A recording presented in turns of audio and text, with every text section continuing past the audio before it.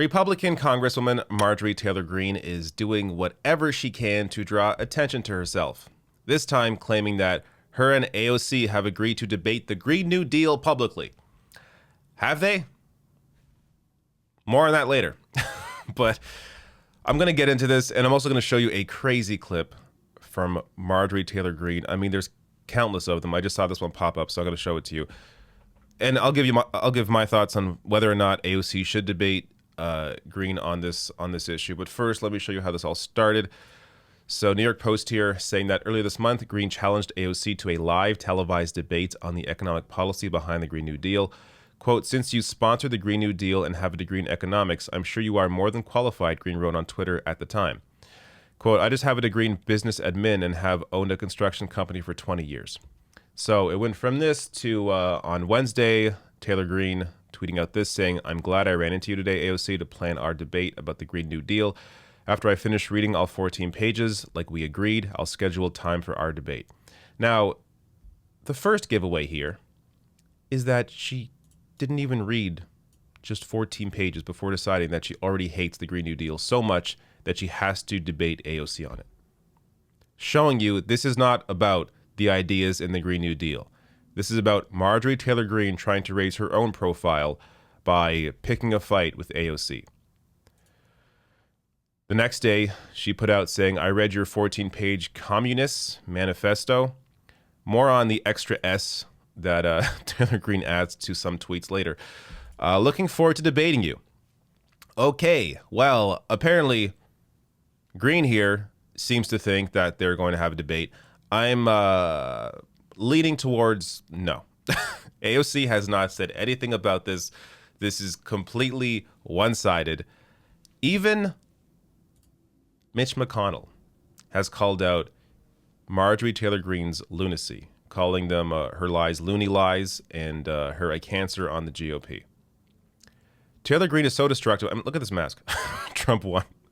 Taylor Greene is so destructive that she was stripped of all her committee assignments. So this is just another attempt by her to try and raise her own profile. Now, is it worth debating? Is it worth AOC debating Marjorie Taylor Greene on the Green New Deal? I think no. And I'll tell you why.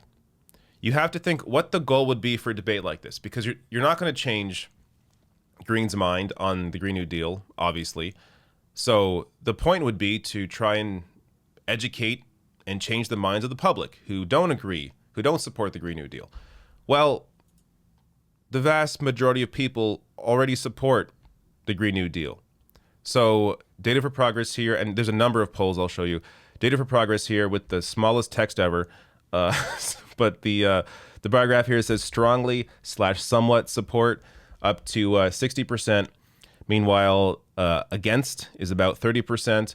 And there's poll after poll showing you the same thing. This is a Yale poll showing you that all voters, 81% support. Democrats, 92%. Independents, 88%. Republicans, 64%. And similar here across ideologies. So majority of people support the Green New Deal. There's many more polls on that. Here's another one showing that the Green New Deal is popular in swing districts. Some Democrats worry the Green New Deal is a political liability. A new poll says otherwise. So poll after poll after poll shows you that the Green New Deal already has a majority of the public support. By the way, I want to sneak this in here. Also in Canada, majority of Canadians support the Green New Deal. So this is a poll from Abacus Data. So there is no reason to debate Marjorie Taylor Greene on the Green New Deal because you don't need to change the public's mind.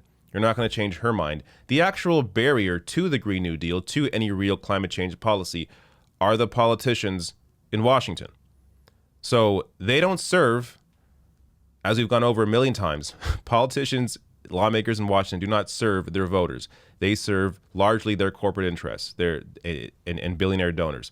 So even though the vast majority of the public supports real climate change policy, the vast majority of lawmakers don't because they're not actually serving the will of the people.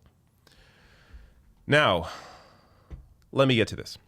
This is I really could have pulled up really any clip of Taylor Greene, but I came across this one. Here she is discussing Q. When Q signs off, he puts three little crosses in a row, three little crosses, and that's how he signed off. Now, he signed off with three crosses in a row on November 6th, and within a matter of minutes, President Trump, in his tweet right after that on November 6th, he put, it was 7 minutes later, Trump put three little crosses on his tweet. And it was not, it was just more than a coincidence. It was really interesting. Another thing is Q has put out a picture for, it was like a clue. All right. Why would you debate this person on anything? Clearly, she's trying to raise her own profile. So no, I don't think AOC should help her. Now, if you're a lesser known person and you want to raise your own profile by debating Greene, then sure, I guess there's a benefit there. But there is no reason, because you're not going to change her mind on the Green New Deal. You're not going to change other politicians' mind on the Green New Deal with this debate. What's the point of the debate? The only outcome is that it would help raise Taylor Greene's profile. That's it. There's absolutely no reason to debate this lunatic. We'll see if AOC does it. Look, in terms of a viewer, it would be highly entertaining. I would love to see it personally. But in terms of its actual impact on society, I don't think it would be all that beneficial. Now, a couple things here. Another insane tweet. This from April 23rd. AOC is nothing but a climate conspiracy theorist. Again, adding an S where it doesn't belong for no reason. Why is there an S there? I don't know. AOC is nothing but a climate conspiracy theorist, spreading fear that we will all be in peril if we don't heed her demands. Democrats on the verge of destroying America's economy, future, and enslaving us to China with the Green New Deal. Yes, these are AOC's demands, not the demands of climate scientists worldwide.